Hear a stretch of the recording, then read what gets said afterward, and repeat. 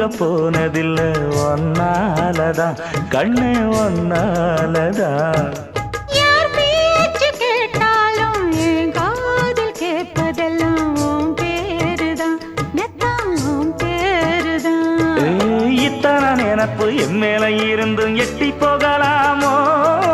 கட்டுப்பாடு இருந்தும் கட்டிக்கு முன்னே ஒட்டிக்கொள்ளலாமோ? முத்தமிட்டா மோசம் என்ன உண்டாகும்?